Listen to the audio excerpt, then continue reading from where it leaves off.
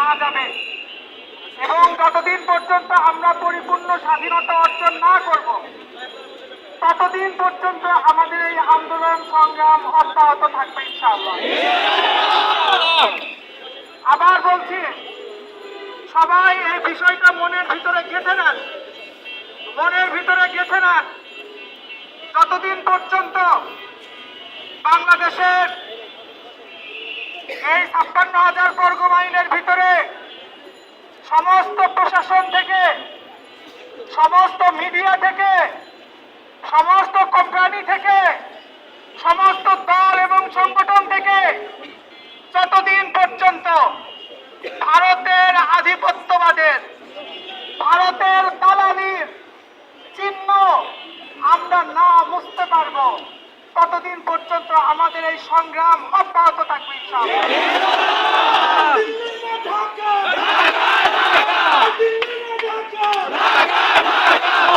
ভাই,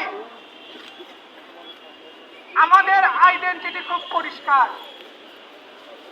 আমরা হলাম যে কৃষকের সন্তান। আমাদের বাপ দাদা কৃষক ছিল।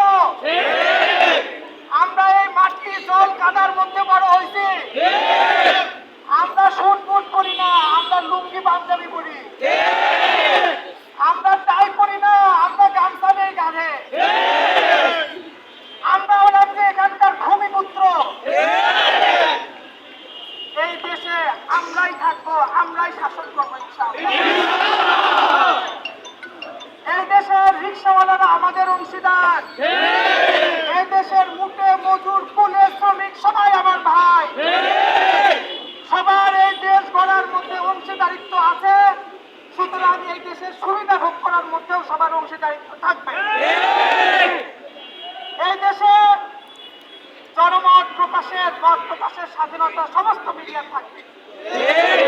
আমরা এই স্বাধীনতা নিশ্চিত করব, কিন্তু মিডিয়ার পরিচয়ে, মিডিয়ার আমরণে ভিন দেশের দালালি চলবে না।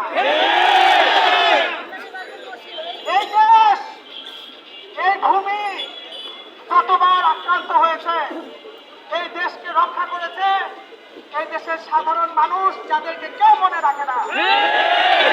রিক্সাওয়ালারা মাঠে নেমে এসেছেন, তারপর যথারীতি সবাই তাদেরকে ভুলে গেছে।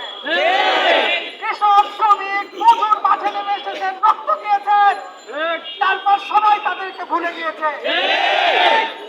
এই দেশের স্বাধীনতা, সার্বভৌমত্ব রক্ষার জন্য বারবার ঈমান, ইসলাম, টুপি, দাড়িকে ব্যবহার করা হয়েছে। এরপর যখন ক্ষমতা প্রতিষ্ঠিত হয়েছে, সেই টুপি আর দাড়িকে আবার ছুড়ে ফেলা হয়েছে। আমরা এইটা বারবার হতে দিব না।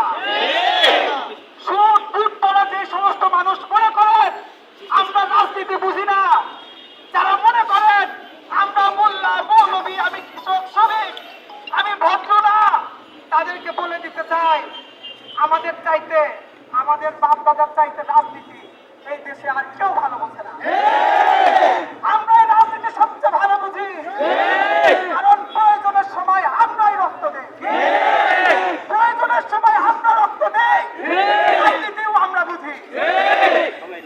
এই দেশের ঈমান এবং ইসলামকে রক্ষা করতে হবে। এই ঈমান, ইসলাম, শাহাদাত আর জিহাদের প্রেরণা, এটা হচ্ছে যে আমাদের স্বাধীনতা মর্যাদার মূল স্তম্ভ। এইটাকে বারবার বদনাম করে এই দেশের শক্তিকে দুর্বল করে দেওয়ার ষড়যন্ত্র হয়েছে বারবার। এই প্রথম আলো, আপনারা জানেন আল্লামা দিলওয়ার